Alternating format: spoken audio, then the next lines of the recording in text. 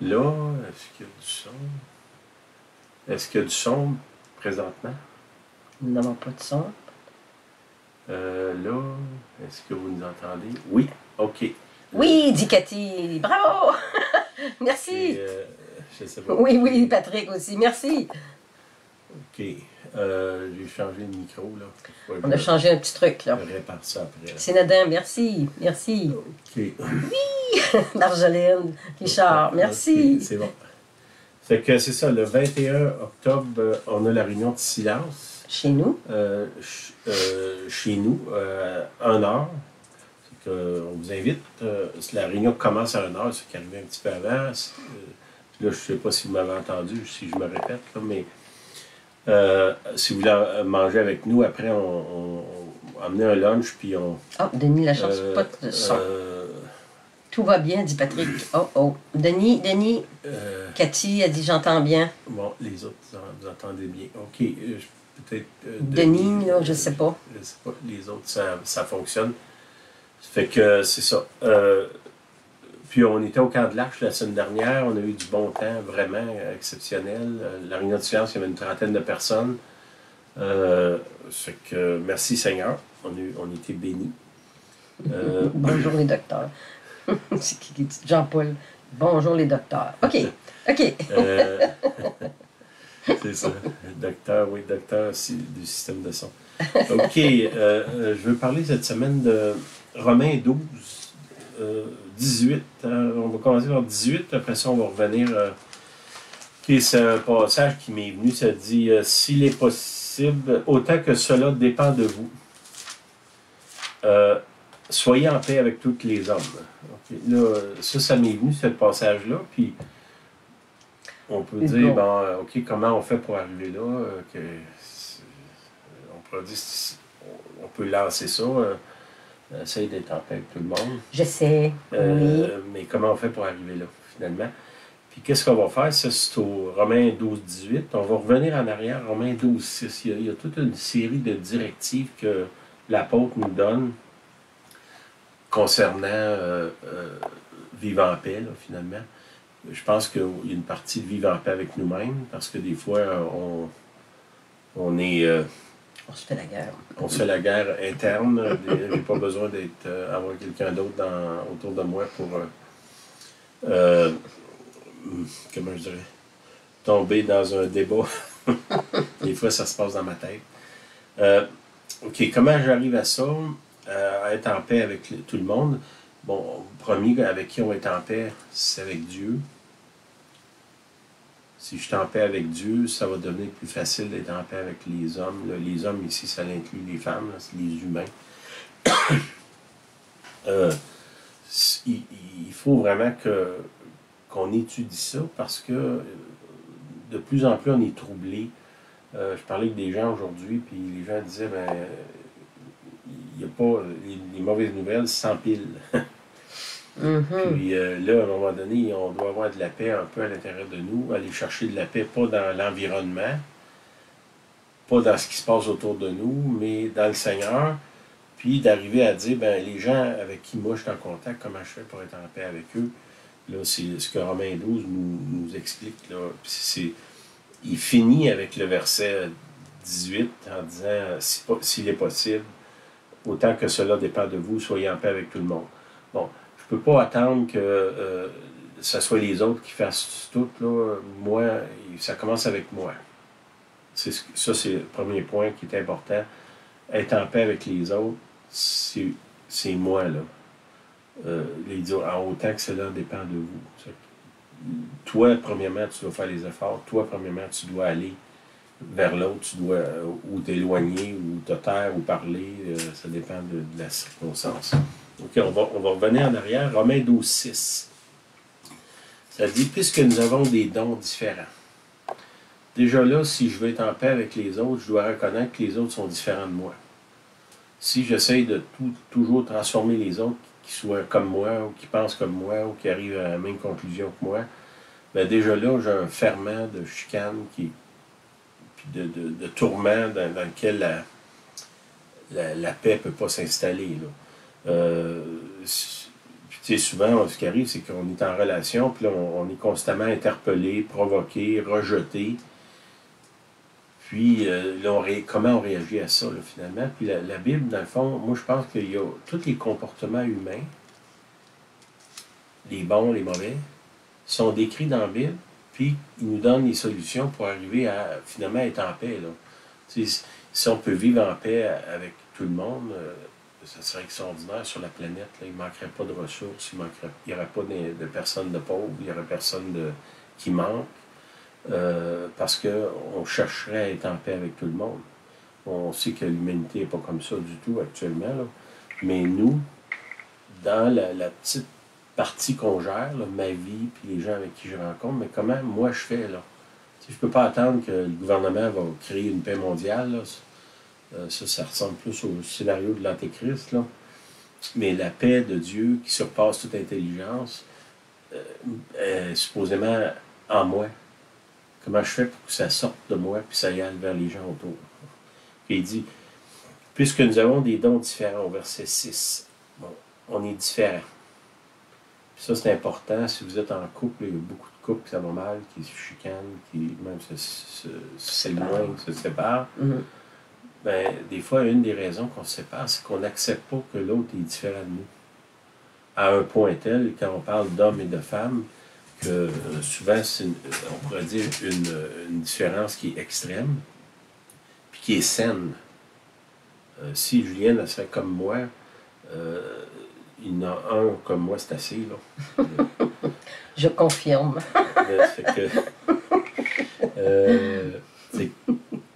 Puis nos différences, comment je fais pour arriver à faire la paix? Bon, une des affaires, c'est que je reconnais que l'autre est différent. C'est vrai dans le couple, c'est vrai avec les enfants. Nous, on a 6 enfants, il n'y en a pas un qui est pareil, pas une qui est pareille. Bon, si j'essaie de tout mettre tout le monde dans le même moule, dans la même boîte, ben, premièrement, ça ne fonctionnera pas. Puis, je vais détruire la relation, puis on va perdre la paix, là. On va constamment être en conflit. Il continue en disant, selon la grâce qui nous a été accordée, on a besoin de la grâce pour arriver à reconnaître qu'on est différent. Puis là, il explique les différents dons. Au verset 7, celui qui a le don de prophétie l'exerce selon l'analogie de la foi, qui fait ça par la foi. Que celui qui est appelé au ministère s'attache à son ministère. Que celui qui enseigne s'attache à son enseignement. Que celui qui exhorte à l'exhortation. Que celui qui donne le fasse avec libéralité. Que celui qui préside le fasse avec zèle. Que celui qui pratique la miséricorde le fasse avec joie. Bon, là, on voit ces différentes opérations, on pourrait dire, que Dieu donne à des gens. Ben moi, je ne peux pas dire je suis un prophète, je ne fais rien d'autre. Non, je peux donner aussi, puis je peux avoir de la compassion, puis de la miséricorde. Puis je peux exercer un ministère. Un ministère, c'est un service. Est-ce que je peux servir les autres? La réponse est oui. Si je veux vivre en paix avec les autres, une des façons de vivre en paix, c'est d'aller vers l'autre, puis de se demander qu'est-ce que je pourrais faire pour améliorer sa vie. Bon, je pourrais donner une prophétie qui va lui donner une direction. Je pourrais exercer un ministère. Comme je l'ai dit, le ministère, c'est un service. Il y a toutes sortes de façons de servir les autres. Laver son auto, aller faire le ménage, l'emporter au magasin s'il n'y a pas d'auto ou quoi que ce soit, faire de la soupe puis en donner. Bon, ça, il y a des millions de façons de faire le service. Mais il faut que c'est moi qui le fais vers l'autre. Je ne peux pas m'asseoir chez nous et dire, ben, je vais attendre que les autres viennent vers moi, là. Ici, dans le fond, il nous appelle à être proactifs. Et ce qu'il me dit, ce passage-là, ce qu'il me dit, c'est toi, parlant de moi, vas-y. Puis je pense qu'il ne parle pas juste à moi comme ça, il parle à vous aussi. Toi, vas-y. Vas-y à quoi? Ben, qu'est-ce qui est là devant toi, là? Qu'est-ce qu'on peut faire pour aller vers l'autre puis créer la paix? La paix, c'est une atmosphère. Hein, on se sent en paix, on vient chez vous, c'est drôle, on sent la paix. Mm-hmm. C'est une atmosphère qu'il y a dans la maison. C'est drôle, quand je suis avec toi, je me sens en paix. Mm. Je me sens en confiance. Je ne me sens pas menacé, je ne me sens pas méprisé non plus. Je me sens bien. Mais ça vient quand on regarde l'autre, puis premièrement, on reconnaît qu'il existe. Là. Des fois, on a presque l'impression qu'il y a des gens qui ne voient pas que les autres existent. Que ce sont juste comme des biens qu'on peut utiliser. Ça, c'était déjà une chose. Est-ce que l'autre, j'y fais sentir qu'il existe? Est-ce qu'il sent une entité entière quand il est dans ma présence? Est-ce que je l'écoute? Ou quelqu'un que je connais, quand il parlait, il était là constamment à regarder sa montre, en voulant dire est-ce que tu as fini? Puis, bon, qu'est-ce que ça fait sentir, là, cette impression-là? Ben, que je ne suis pas important. Puis là, il dit, en autant que cela dépend de vous. Ça veut dire que toi, personnellement, tu dois faire tous tes efforts pour que l'autre qui est là, puis là, il dit tous les hommes. C'est pas juste mes amis, ou juste des chrétiens, ou juste les gens qui font mon affaire. Il dit tous les hommes. Tous les humains, là. Quand il parle ici d'hommes, il ne parle pas juste de l'homme masculin, là. Puis, il continue. Que celui qui préside le fasse avec zèle, que celui qui pratique la miséricorde le fasse avec joie, que la charité soit sans hypocrisie. Pourquoi il dit ça? Ben, si je donne quelque chose à quelqu'un dans le but de gagner accès, pour que, dans le fond, là, j'ai fait ça pour toi, là, tu m'en dois une. J'ai l'écrit bien dans mon petit carnet, puis j'ai compté les heures, les minutes. Puis là, tu es en dette. C'est comme, dans le fond, j'ai posé un geste charitable, mais en arrière de ça, il n'y a pas la charité finalement. Le motif n'est pas là.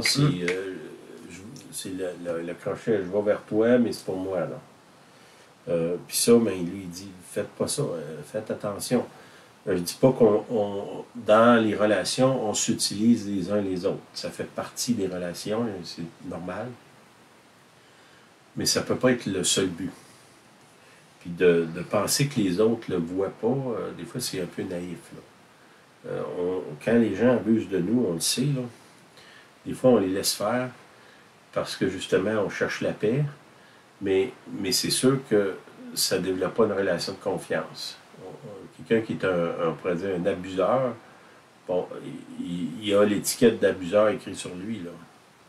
Que nous, on ne veut pas avoir ça quand il dit sans hypocrisie, de ne pas avoir un deuxième motif derrière, parce que c'est important. Le Seigneur lui dit que quand tu donnes quelque chose à quelqu'un, c'est lui qui est en dette.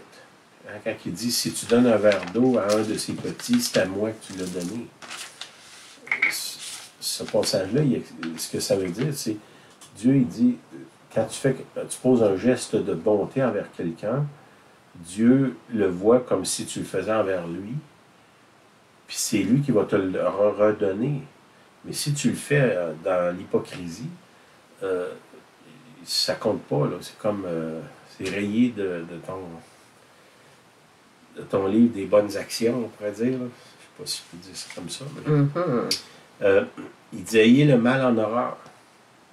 Si on veut vivre en paix, on ne doit pas aimer ça que quand ça va mal dans la vie des autres.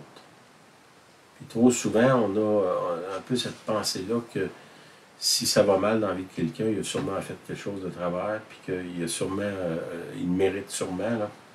Là. Puis nous, on doit haïr ça quand ça va mal dans la vie de quelqu'un. Ça dit, attachez-vous fortement au bien. Des gestes de bonté, des pensées bonnes, des regards qui sont bons. Puis là, bon, il y a toute une liste, là, on peut dire, ouais, c'est beaucoup. Là. Je pense que le Seigneur, quand il nous donne ces directives-là, ce qu'il désire, c'est qu'on sonde notre cœur. Puis peut-être qu'on se tourne vers lui, on va dire, ben Seigneur, je vois bien là, ce que tu veux que je fasse, mais je sens que c'est pas là dans moi. Là. C'est pas. Puis c'est là que le Saint-Esprit vient. Hein, ça dit, le Seigneur, il dit, je vais vous envoyer un aide. le Saint-Esprit survenant sur vous. Et vous serez mes disciples. C'est quoi un disciple? C'est quelqu'un qui suit les enseignements de celui, du maître, finalement. Bon, là, ici, le maître nous parle au travers de Paul, puis il nous demande des choses qui sont, j'ai quasiment envie de dire, presque hors de la portée d'un humain normal. Nous, on est plus portés à garder rancune. Si quelqu'un nous fait du mal, vengeance. On veut se venger, ou si on ne veut pas se venger, on espère que ça va aller mal dans sa vie. Puis tout c'est là dans nous. Là. Puis lui, il dit, ayez le mal en horreur. Oui, le mal qui vient à moi, je l'ai en horreur, mais le mal qui vient vers les autres, est-ce que je l'ai en horreur ou ça me dérange pas? Ou des fois, dans certains cas, je me dis, il mérite sûrement. Là. Puis là, il dit, attachez-vous fortement au bien. Le Seigneur, tu sais, Paul, il dit dans l'Épître aux Romains, il dit, même quand je veux faire le bien, c'est le mal qui s'attache à moi. Puis il continue en disant, qui me délivrera du corps de cette mort?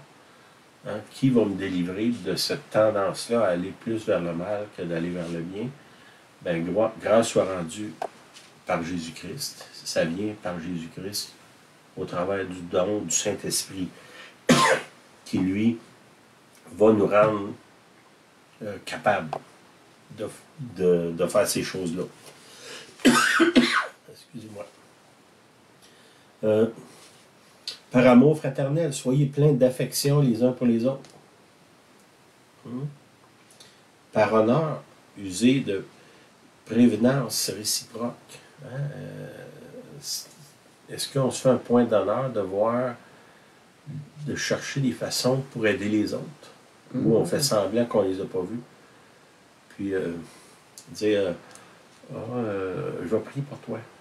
Hein, ça dit dans la parole, quelqu'un qui arrive, puis il n'y a rien à manger, puis il n'y a pas de linge. Puis là, j'ai dit, je vais prier pour toi. Puis là, je ferme la porte. Ta prière vaut pas cher là, quand tu fais ça. Là. Si tu es capable, si la personne est proche, c'est sûr que si la personne est d'un autre pays, oui, je vais prier, mais si j'ai accès à une ressource, puis la personne est là devant moi, est-ce que je vais poser un geste qui va équivaloir à une prière? C'est mieux d'agir que de prier d'une certaine façon. C'est qu'est-ce que ma prière est active? Il dit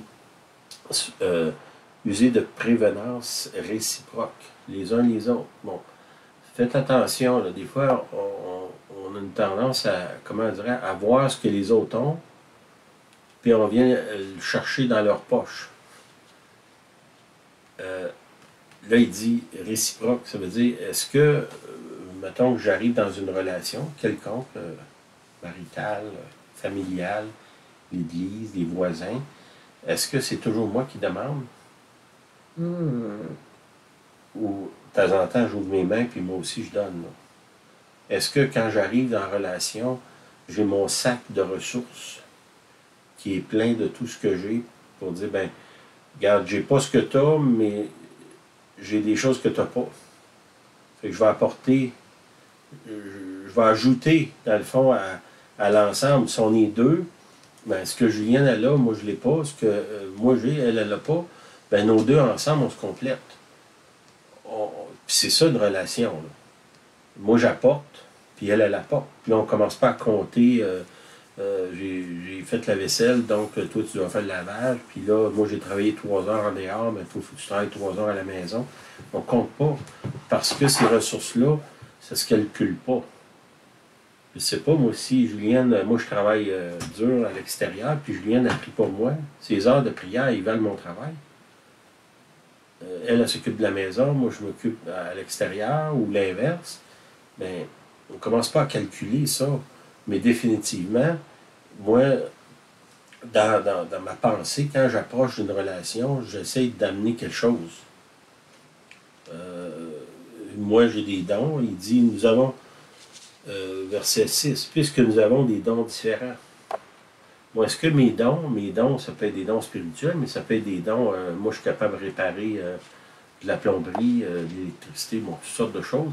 Est-ce que quand j'arrive en relation, j'apporte ces dons-là comme un ajout à la relation, dans un groupe, avec mes voisins, avec les gens de l'Église, ben, ça devrait, puis idéalement, dans une communauté quelconque, le mariage, c'est une communauté, une famille, c'est une communauté, l'Église, c'est une communauté, le voisinage, c'est une communauté.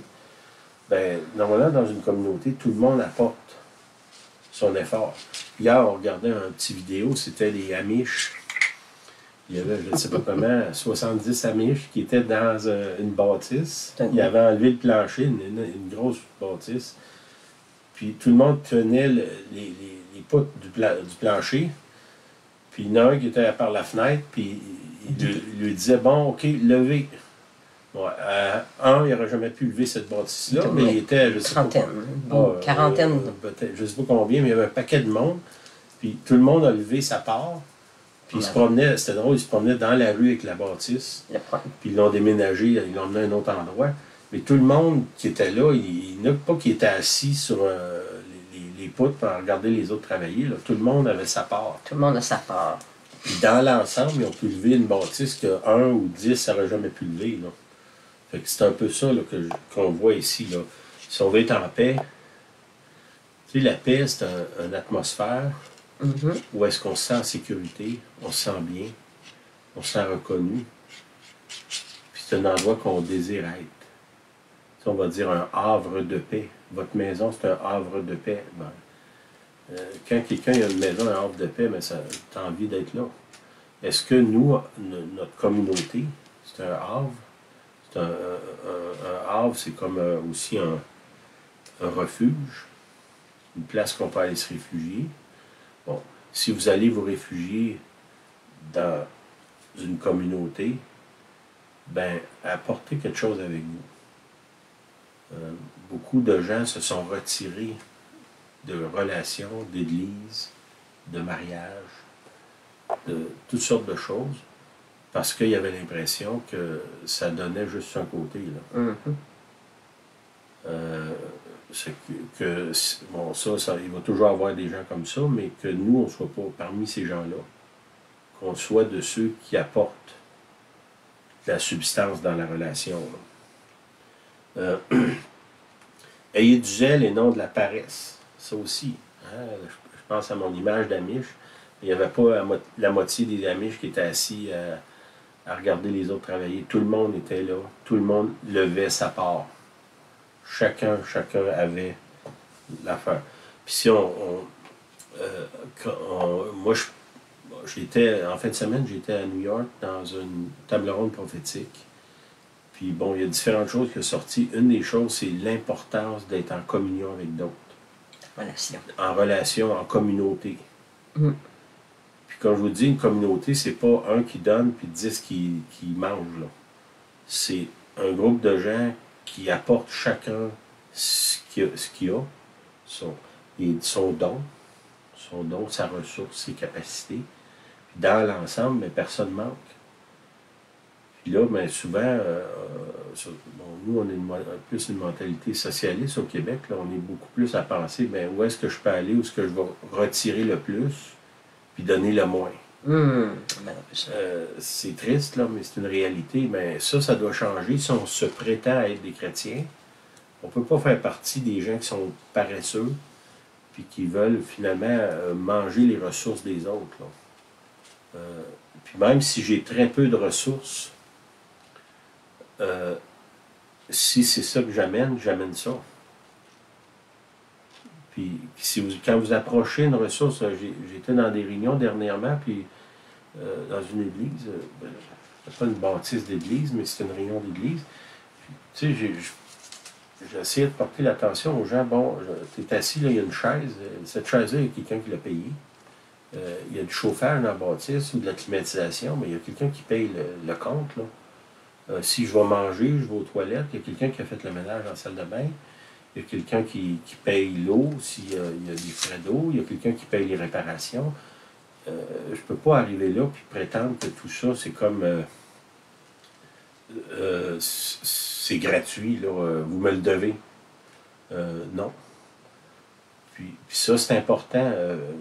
Comme je vous dis, une des choses qui est venue, c'est l'importance de bâtir une communauté. Puis, nous, en français, on dit « aime ton prochain comme toi-même ». En anglais, ils disent love your neighbor as yourself ». Le neighbor, c'est ton voisin.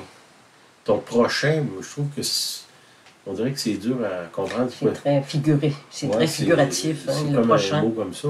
Là, il dit aime, en anglais, c'est aime ton voisin. Ton voisin, bon, c'est peut-être ton voisin de maison, ton voisin au travail. Ton voisin proche. Ta voisine. Ta voisine. C'est quelqu'un qui est là, qui est proche. Puis ça peut être des chrétiens, ça peut être des non-chrétiens. Là. Quand il dit soyez en paix avec tous les hommes, il ne dit pas juste les chrétiens, ou juste les chrétiens pentecôtistes, ou juste les chrétiens baptistes, ou catholiques. Là, il dit tous les hommes. Puis souvent, le réseau, parce que nous, c'est quelque chose que le Seigneur a mis dans notre cœur, de bâtir un réseau, ou d'avoir un réseau, pas de le bâtir, là, parce que c'est pas une construction. Ben, normalement, un réseau qui est efficace, c'est pas du monde qui sont à 200 000 de chez vous. Là. C'est du monde qui sont très près. Puis, qui est-ce qui commence à créer un réseau? C'est moi, là. Comment je fais ça? Dans mon cas, si mes voisins ont besoin, ils savent que je suis disponible. Puis quand j'ai besoin, je sais que je peux aller leur demander parce qu'eux aussi ont cette culture-là d'être disponible. Là. Puis ça commence, c'est mon réseau proche. Bon, nous, dans notre cas, on voyage beaucoup, on a un réseau qui est mondial, on pourrait dire, mais c'est sûr que si j'ai un besoin éminent, mon réseau qui est dans un autre pays n'est pas accessible. Mais je peux vous donner un exemple. À un moment donné, mes enfants sont allés aux États-Unis, puis ils ont resté en panne avec l'auto. Bon, moi, je suis un pasteur chrétien. J'ai pris le bottin téléphonique. Non, à ce moment-là, j'étais allé dans Internet, j'ai trouvé un pasteur dans une église. Dans cette région-là. Dans la région où est-ce qu'il était. Il était sur le bord de l'autoroute, là, les filles. J'ai appelé ce pasteur-là, puis j'ai expliqué qui j'étais, puis peut-être mes filles étaient prises. Il m'a dit, inquiète-toi pas, je vais m'occuper d'eux autres. Ce monsieur-là, je ne l'ai jamais vu. Jamais rencontré. Bon, le monsieur est allé chercher les filles, il a fait remorquer l'auto, il a emmené les filles chez eux. Ils ont couché dans la chambre de ses enfants, il les a nourris, il les a emmenés à l'église. Il s'est assuré que l'auto était réparée, puis ils sont repartis. Ça dure 2 jours. C'est ça. C'est merveilleux. Ça, c'est un réseau. Bon, moi, si un pasteur d'étranger m'appelle puis qu'ils ont besoin, je sais pas, moi, ma fille est prise à Montréal. À un moment donné, quelqu'un nous a dit, bon, ma fille, elle vient dans la région, bon, il y allait à Québec. Chez nous, on était trop loin de la ville. Je connaissais des gens à Québec, je les ai appelés, puis ils ont reçu la jeune fille chez eux, gratuitement. Mais ça, c'est un réseau. Il faut travailler là-dessus. Et comment on travaille là-dessus? Ben, c'est que moi, j'initie la chose peut-être en devenant extravagant dans mes dons. Mes dons, pas juste donner de l'argent, mon temps. Puis là, ça devient contagieux. Les gens, je vais aider mon voisin, puis là, à un moment donné, lui, il se met soit peut-être à se sentir mal ou à se réveiller. Puis là, il vient m'aider. Puis là, ensemble, on va aider l'autre. Puis là, les trois, on va aider l'autre. Puis là, à un moment donné, c'est une roue qui tourne. Puis moi, ici, chez nous, je le vois. Dans le fond, j'ai peut-être 7-8 personnes autour de moi, voisins proches. Puis ces gens-là, dans ce groupe-là, personne ne compte vraiment. Avec les ressources qu'ils ont, ils vont aider l'autre, puis l'autre va aider l'autre, puis l'autre va aider l'autre. Puis il n'y a pas de comptabilité de rien. Puis ça, c'est important. L'autre chose qui est sortie de cette table ronde-là, c'est qu'il y a une tempête économique qui s'en vient assez... puis même, il y a une des choses qui est sortie 2024. Donc? Bon, c'est que là, on pourrait dire le temps presse. Soyons prudents. Sortez de votre isolement. Sortez de votre égoïste. Sortez de votre mentalité de tout le monde me doit tout, là. Si c'est là que vous êtes. Puis ouvrez vos cœurs pour aller vers les autres. Peut-être demander au Seigneur, c'est qui mon prochain, c'est qui mon voisin. Puis Dieu va vous guider. Il va emmener quelqu'un. Mais il faut que vous ouvrez votre portefeuille, ouvrez votre cœur, ouvrez vos bras, ouvrez vos ressources. Puis ça va se développer. Amen. Soyez fervents d'esprit. Hein, ça veut dire, soyez fervents d'aller vers les autres, les âmes. Bon, le meilleur témoignage qu'on a, c'est pas parler, c'est en action. Que les gens, ils arrivent à une place qui diraient, ben moi, j'aimerais ça être généreux comme toi. Qu'est-ce que tu as? Ben, c'est le Saint-Esprit qui est en moi, puis là, je peux témoigner. Servez le Seigneur. Servez le Seigneur, servez les autres. Réjouissez-vous en espérance. Même quand ça va mal, on sait que Dieu va s'occuper de nous autres. On a une expérience de plusieurs années que même dans les pires moments de notre vie, Dieu a tout le temps, toujours intervenu en notre faveur. Soyez patients dans l'affliction. C'est difficile. Abandonnez pas. Les choses vont pas comme vous voulez. Soyez patients. Une des paroles qui parlait, là, qui donnait, c'est de ne pas bouger trop vite, d'attendre l'œuvre de Dieu, d'être attentif au Saint-Esprit, de ne pas brusquer les autres. Si on veut être en paix avec les autres, on ne peut pas les brusquer. Il faut être patient. Si je vais vers l'autre, puis mettons, on parle de réseau ou de fraternité, quoi que ce soit, bien souvent, la première réponse, la personne va se fermer. Si moi je suis patient puis je continue à aider quand même, à un moment donné, ça va ouvrir. Ça prend la patience. Persévérer dans la prière, ramener tout à Dieu. La prière, moi, je veux mieux m'associer ça à une conversation avec le Seigneur, parler avec lui. Pourvoyer aux besoins des saints, des autres. Et bon, là, ici, il parle des chrétiens. Si vous avez des ressources, ben peut-être la première place que je peux aller aider, c'est des chrétiens, quelles que soient mes ressources. Puis je peux être pris dans, je sais pas, moi je suis pris dans un foyer de personnes âgées, puis je ne peux pas sortir. Peut-être ma ressource, c'est de prier pour les gens. Puis en prière, je vais faire plus que l'autre qui est en train de construire une maison. Fait que, quelle que soit votre place, votre capacité, vos limites, dans ces limites-là, il y a toujours quelque chose qu'on peut faire.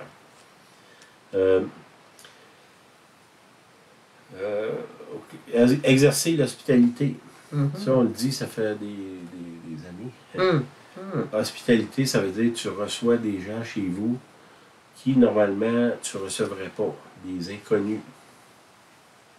Ou des gens, des inconnus, ou des gens peut-être qu'on ne connaît pas beaucoup. La porte est ouverte. Bon. Je comprends qu'il y a des limites. Là. Je peux pas, si je vis dans un appartement 1,5, ben je ne sais pas les mêmes choses que l'autre qui vit dans une maison avec 5 chambres à coucher. Là. Puis mon salaire, mes revenus, mes capacités aussi, ça joue là. Mais dans les limites que vous avez, dans ce que vous possédez, soyez hospitalier. Des fois, être hospitalier, c'est pas nécessairement recevoir des gens chez nous. Peut-être que comme je vous dis, si je vis dans 1,5, ben peut-être que c'est pas une place pour recevoir. Je peux aller je sais pas, au Tim Hortons, payer un café à quelqu'un. Continue en disant bénissez ceux qui vous persécutent. Quand il dit tous les hommes, ça inclut ceux qui ne sont pas gentils. Bénissez et ne maudissez pas. Là aussi, on va garder la paix. Si quelqu'un me maudit, puis je leur maudis, ben, je suis en train de dire que ce qu'il fait, c'est correct, parce que je fais la même chose. Attention. Je suis en train de l'approuver dans sa démarche. Là. Puis de dire, ben, une bonne façon d'avoir des relations avec les autres, c'est de les maudire. Parce que c'est ça que moi je fais. Là. C'est peut-être pas ça que je prêche, mais dans les faits, c'est ça que je fais. Là. Ce qu'il lui dit, c'est pas de même que les chrétiens se comportent. Attention. Réjouissez-vous avec ceux qui se réjouissent. Mettons, quelqu'un, je ne sais pas moi, gagne un auto neuve. Je ne sais pas, il y a un concours, quelqu'un gagne un auto neuve au Tim Hortons. Je ne sais pas si ça existe encore. Est-ce que moi, je suis fâché? La jalousie? Je suis jaloux. Puis j'ai l'impression que c'est pas lui qui aurait dû gagner ça, c'est moi. Mettons qu'il y avait déjà un auto neuve, puis là, il regagne une deuxième. Est-ce que ça va venir me chercher à l'intérieur? On a une histoire terrible à ce sujet que je ne vous raconterai pas. Quelqu'un qui est venu enragé parce que quelqu'un d'autre était béni en plein d'une réunion. Au point de sacrer du réunion, là. Parce qu'il ne pouvait pas accepter que l'autre avait été béni. Mais si j'ai ce comportement-là, tu sais, le Seigneur il dit, je vais te traiter de la façon dont tu traites les autres. Si moi, je considère que c'est injuste que Julienne soit bénie, ben, je suis en train de dire que c'est injuste que moi aussi, je serais béni, là, sois béni. C'est la même. Parce que Dieu, il dit, je vais te traiter comme tu traites les autres. C'est pour ça qu'il dit, réjouissez-vous quand quelqu'un se réjouit. Si l'autre il a reçu quelque chose, il y a une guérison, puis moi, j'ai pas eu de guérison, ben, je dois être content de la guérison de l'autre. L'autre qui a eu un avancement au travail, je ne l'ai pas eu, ben, je dois me réjouir. Pleurer avec ceux qui pleurent. Là aussi, c'est la même chose. Réjouissez-vous avec ceux qui se réjouissent. Ça, je l'ai dit. Ayez les mêmes sentiments les uns envers les autres. Puis ça, ben, souvent, on fait un triage. Hein? On pourrait dire, des fois, on dit ça en face. Aimez-vous les uns les autres. Il y a quelqu'un qui écrit ça, Guylaine, qui écrit ça. Aimez-vous les uns les autres. Nous autres, on dit, moi, j'aime les uns, mais les autres, là, pas trop. Lui, il disait, ayez les mêmes sentiments les uns envers les autres. Tout le monde, finalement. N'aspirez pas à ce qui est élevé. Tu sais, le monter en orgueil, d'avoir la première place, de passer devant les autres. Selon la mécanique du royaume de Dieu, les plus grands, c'est les serviteurs de tous. Les plus grands sont comme les enfants. C'est comme l'inverse du monde. Dans le royaume, si tu sers tout le monde, tu es le plus grand. Nous, on a un peu une culture de si je suis grand, tout le monde devrait me servir. Mais ça, c'est pas biblique. Puis c'est pas la culture du royaume de Dieu. Le royaume de Dieu, c'est plus que j'ai de pouvoir, plus que j'ai de force, de dons, de capacité, plus que je dois servir. Plus de responsabilité. On voit les apôtres. Quand Paul il parle des apôtres, c'est les premiers en autorité, les derniers en privilège. Ça, c'est la marque des apôtres. Oui, les apôtres, c'est les plus grandes autorités dans l'Église, mais quand on parle des privilèges, c'est clair que c'est les derniers en privilège. Ça veut dire, Dieu a fait de nous, les apôtres, les derniers de tous les hommes. C'est ça que Paul dit. Et nous, on a dit, non, les apôtres, c'est lui en haut de l'échelle, lui qui a la chaise rouge en avant. C'est pas ça que la Bible dit. On veut monter. En anglais, ils disent « the way up is down ». Si tu veux t'élever, abaisse-toi. N'aspirez pas à ce qui est élevé, mais laissez-vous attirer par ce qui est humble. Ça, c'est ce que la Bible enseigne. Jésus, le grand roi de l'univers, vient puis il naît dans une étable. C'est ça qui n'est pas né d'un palais. Il marche sur la terre, il n'y a pas de maison, il n'y a pas de ressources, il n'y a pas de place où reposer sa tête, même qu'il dit. Puis c'est la personne la plus noble qui a jamais existé, la plus riche qu'il a jamais eue, la personne qui avait le plus de dons, de ressources de toute l'histoire de l'humanité, c'était Jésus. Puis comment il vient? Il vient comme un agneau, finalement, simplement. Puis Jésus, c'est supposément notre modèle. Si c'est notre modèle, marchons selon notre modèle. Ne soyez point sages à vos propres yeux. Ça aussi, je parle. Ne rendez à personne le mal pour le mal.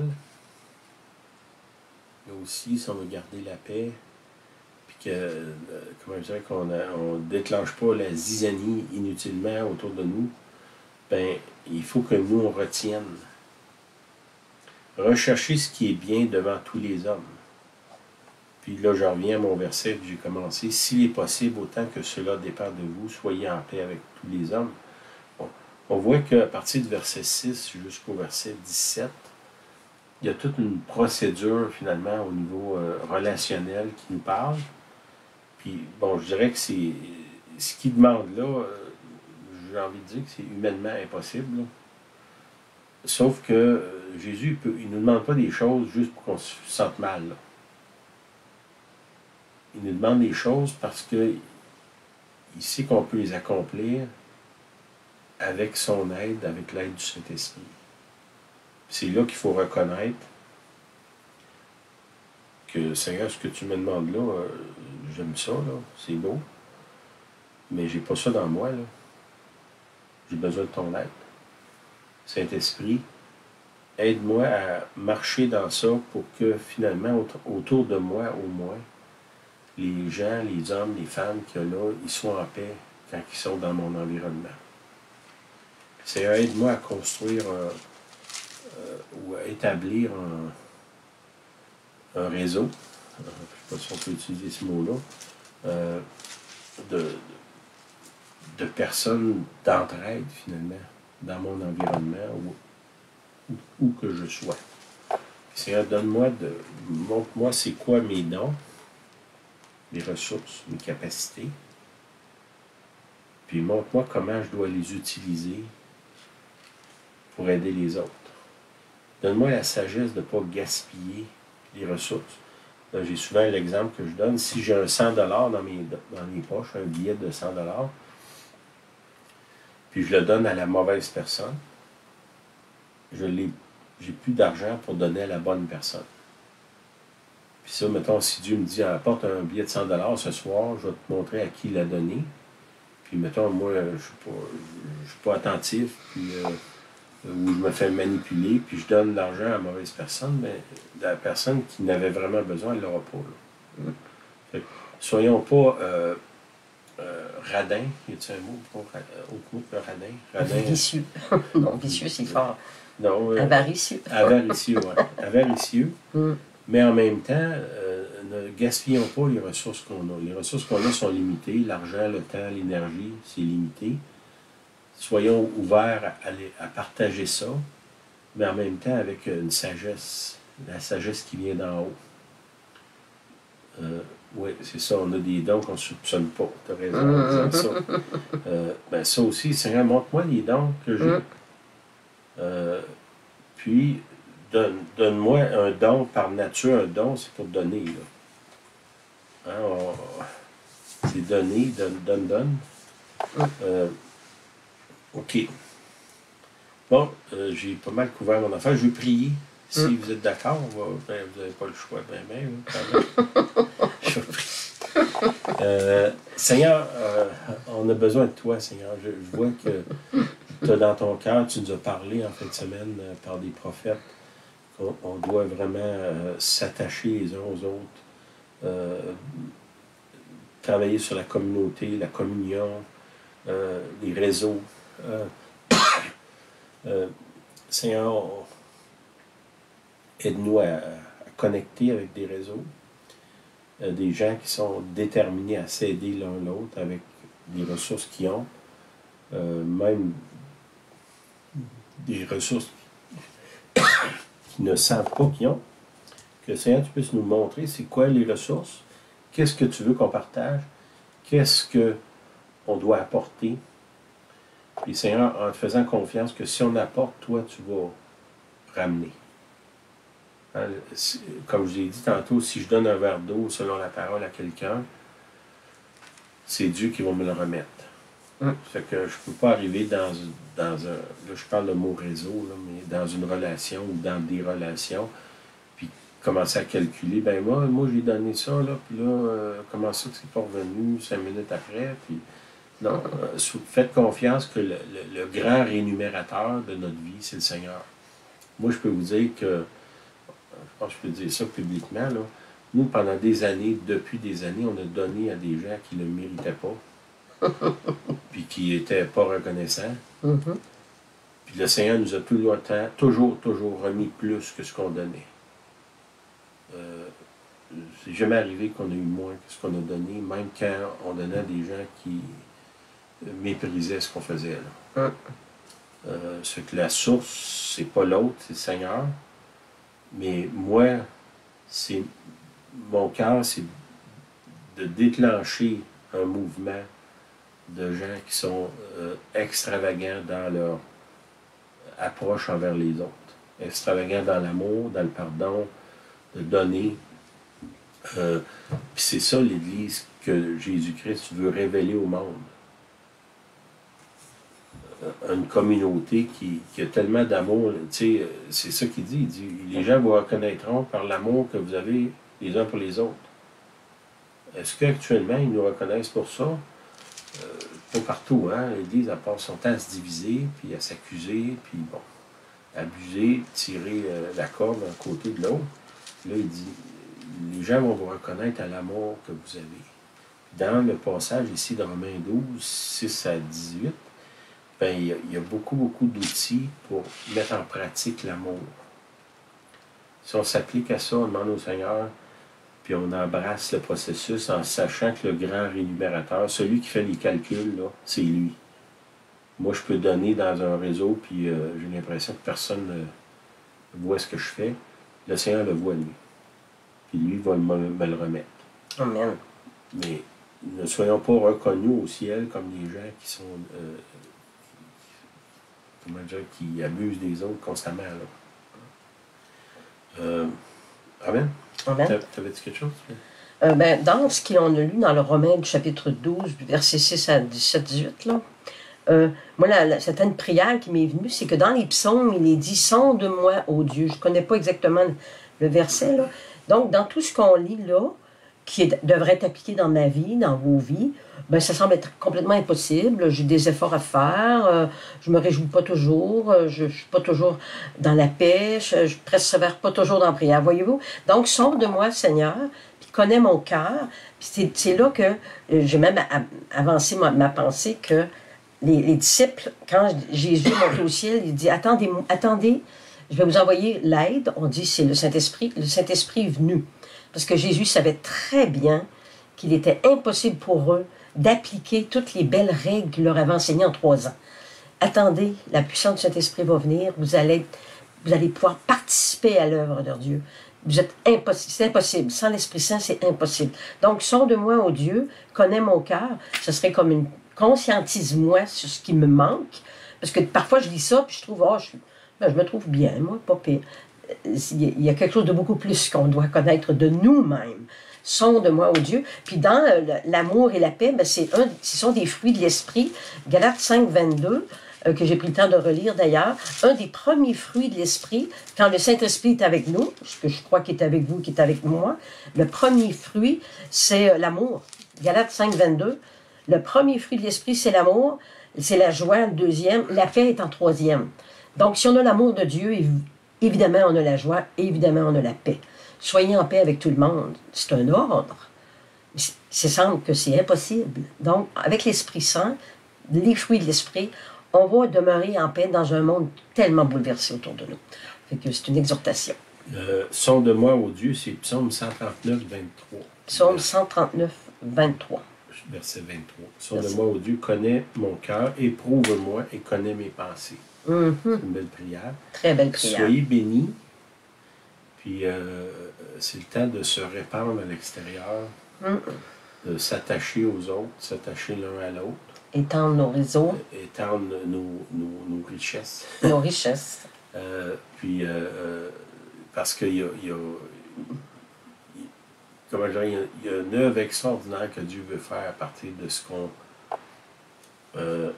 qu'on veut faire là.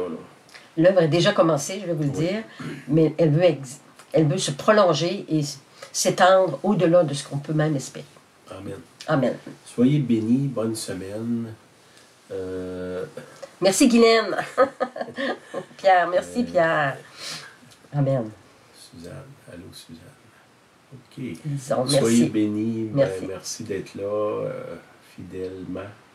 Lina, merci Lina. Amen. Amen. Bye bye.